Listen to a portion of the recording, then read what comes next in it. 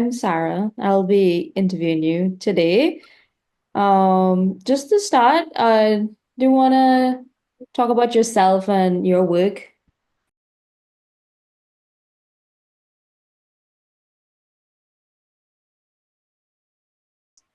Sure. Hi, I'm Amy, obviously.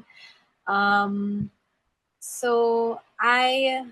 I'm kind of a multidisciplinary artist, writer, um, creative.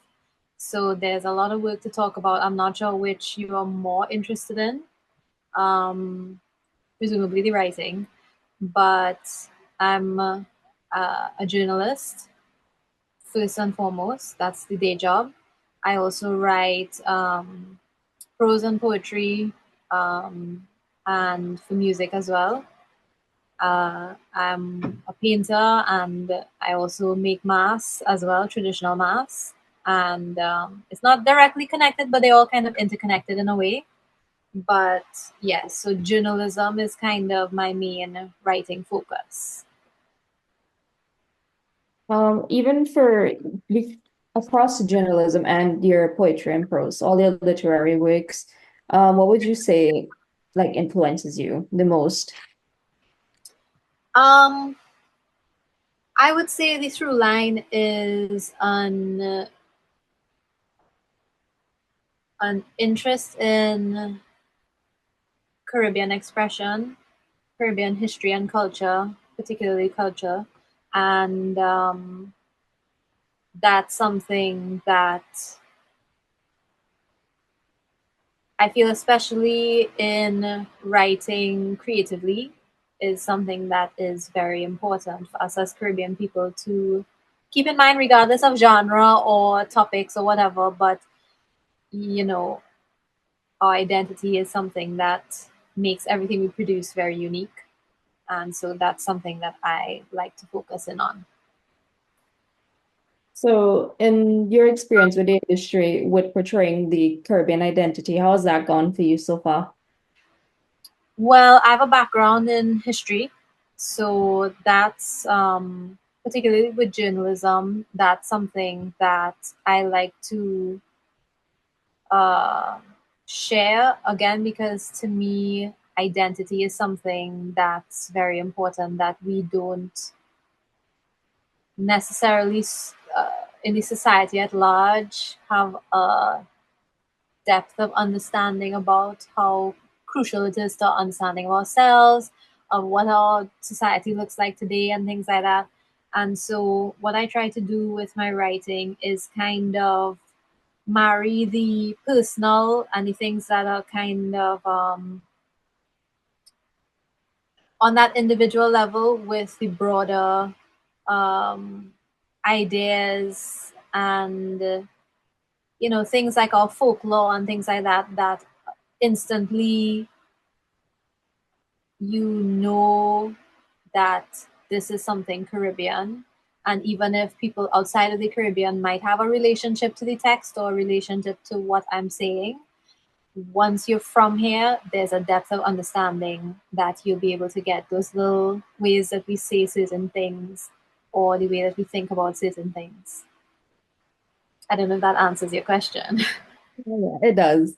So, given that, like you said, your histories and background, and you like to incorporate like historical parts of our culture, including folklore and stuff, what would your research process look at? Like, if you're going to write, like, what would you look into, and how much time would you spend into researching?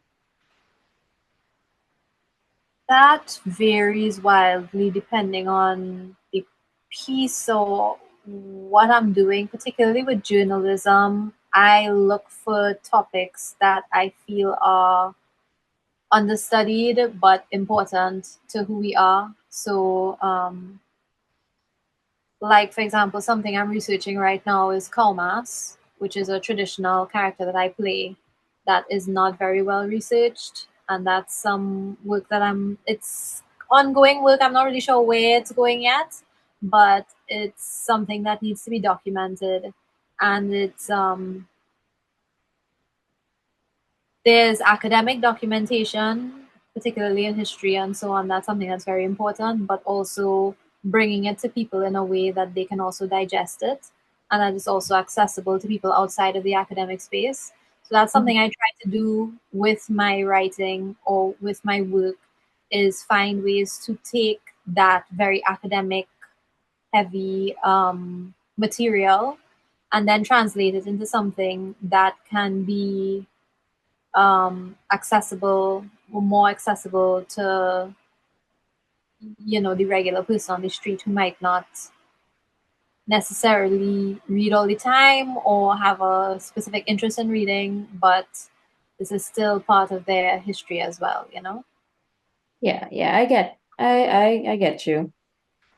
So from your research and like interaction also with other journalists or other writers, what would be like facets of the, as you said, Caribbean identity that you think is underrepresented in, well, I guess literature?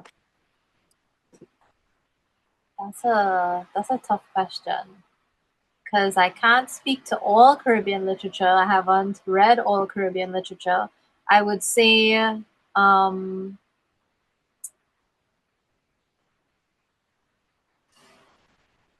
I would say that not necessarily that it's underrepresented in the literature, but there's a bridge in the gap between what exists and what people have access to and what they're reading. And historically, I would say within the last century, we have had so many writers and people in different social movements who also write, who have spoken in depth about Caribbean culture and identity in a post colonial world and what it means for us moving forward to celebrate who we are. Um, people like Martin Carter, CLR James, and so it's there. The literature is there, but it's after a period in the 1970s, 1980s where people were reading that stuff in a very widespread way, and it was very accessible to, well, more, I think, more accessible to the layman than now, even though now we have the internet and we have everything, but we also, on the other hand, have all that disinformation that's in the internet as well. So that's something that I'm interested in, is also amplifying the voices that we do have and what people have already said, rather than trying to kind of always cut a new path, but see what paths have already been cut and how can we guide people to those paths, because we have so many incredible thinkers and intellectuals that have come from this space.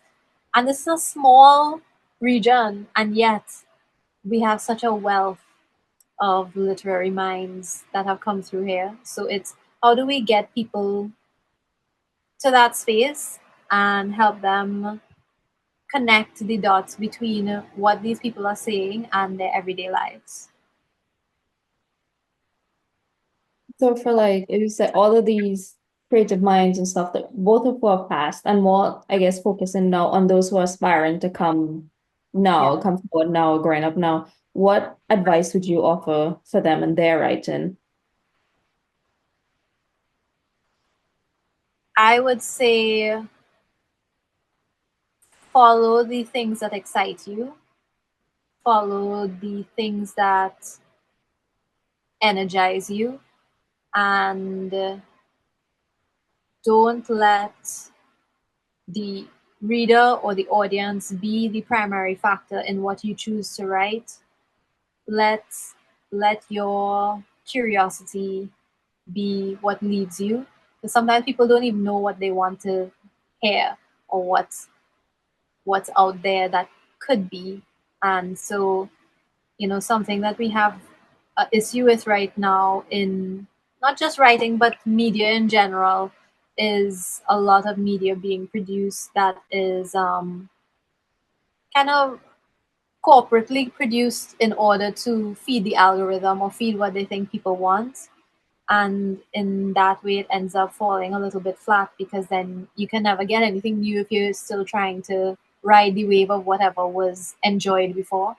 So just follow your curiosity, follow your interest, your passion, because the only person that can have that specific perspective is you.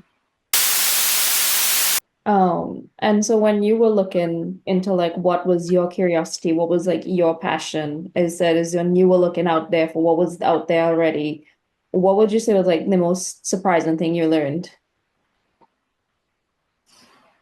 Both about yourself and about like anything, any information you would have found. Um,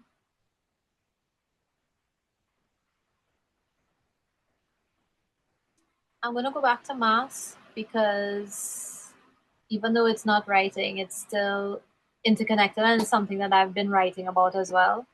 But yeah, I think exploring carnival as um, a deeper aspect of our identity and beyond just like enjoyment of it, but as tradition and as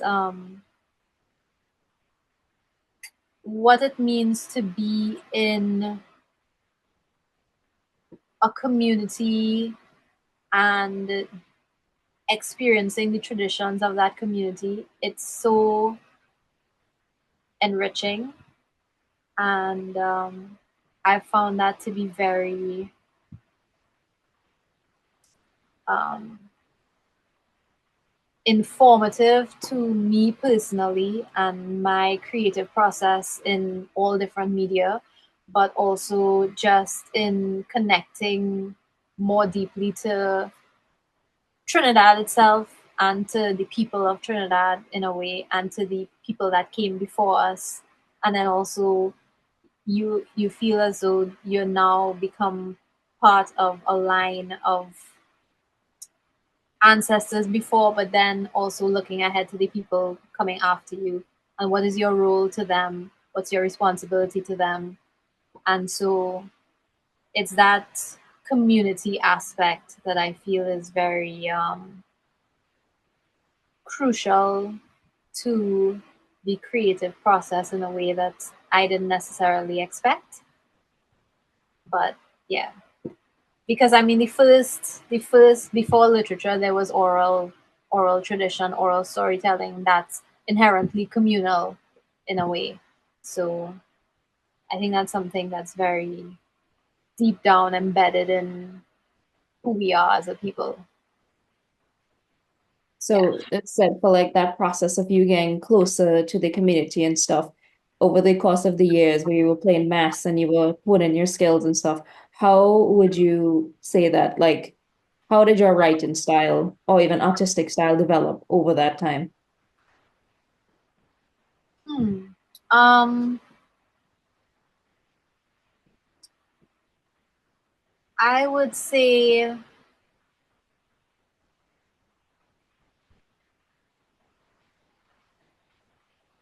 that's a tough question to answer just because I don't know that I could necessarily pinpoint that as a direct having a direct impact on my writing style so much as the topics that I choose to explore. But I would say that as far as community, engaging with other writers, reading heavily, and also because I work freelance, I work with a lot of different editors. And as a journalist, you really,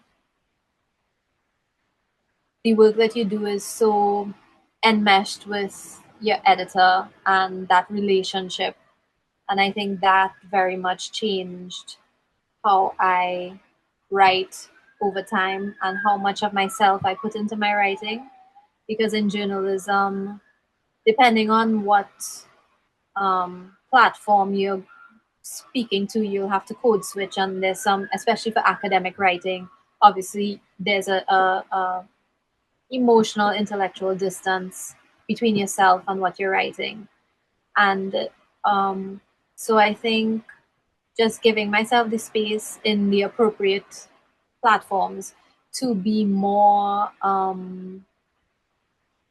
allow more of myself into the writing and allow more of my personal thoughts and feelings as part of the greater narrative, in that way of what I was saying as like marrying the personal and then marrying that wider cultural context, because that's what people really cling to when they're reading is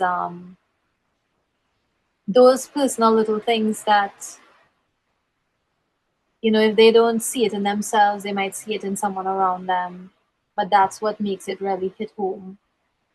So yeah, I would say that's more what has changed my writing, but in a way it still kind of goes back to community and engaging with other people, and then how who can you learn from.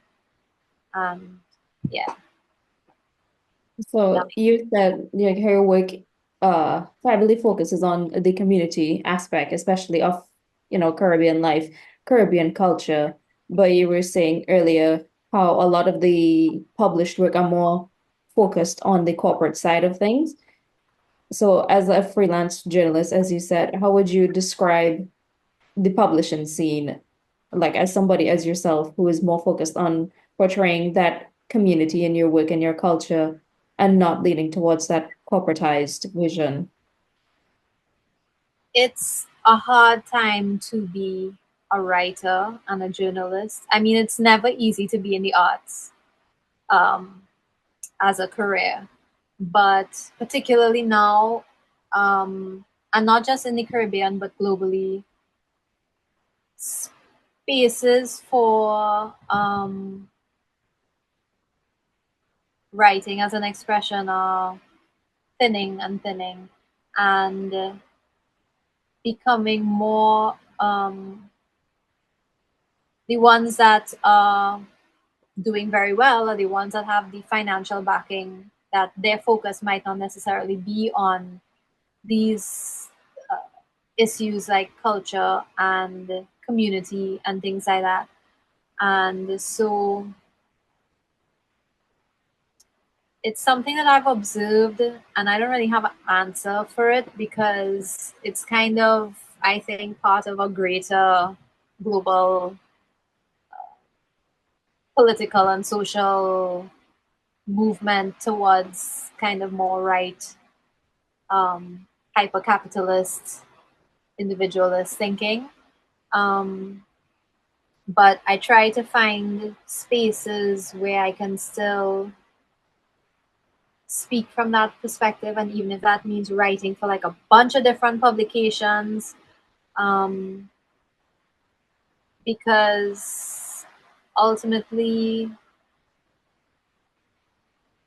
I feel like even though it's harder now, that makes it more important than ever for these types of voices to be heard, not just my voice, but um, a wide range of voices and a wide range of perspectives. And even if the whatever boardroom, corporate, whoever's who are in charge of the bigger publications and things like that don't see the value in it and don't create the space for it, we have to still, even if we have to create that space ourselves, it is vital that we don't give up on those spaces, and that we still see the possibilities of it might look a little different in the future, and people might be moving to doing their own little small newsletters or blogs or whatever space that is not as wouldn't pay as good, but these spaces are still very important and more important than they ever will.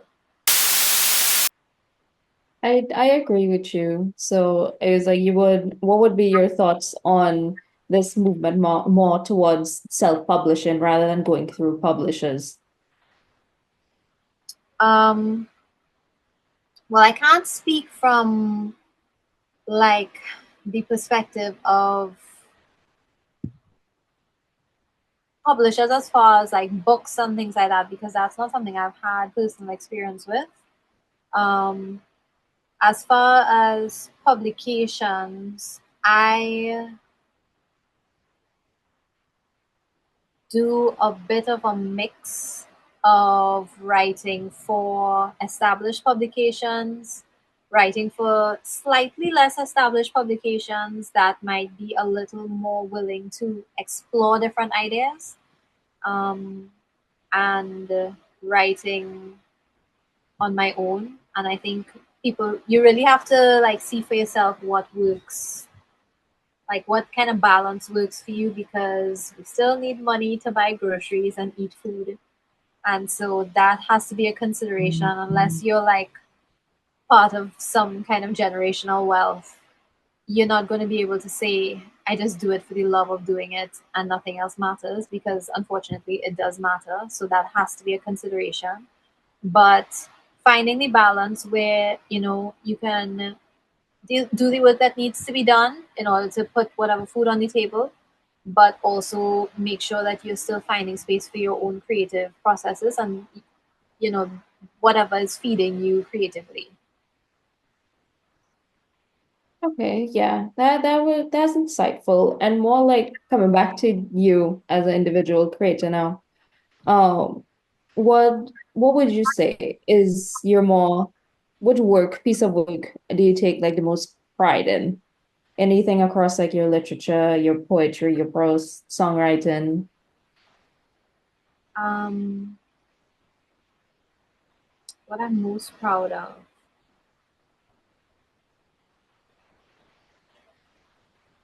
Um, I guess I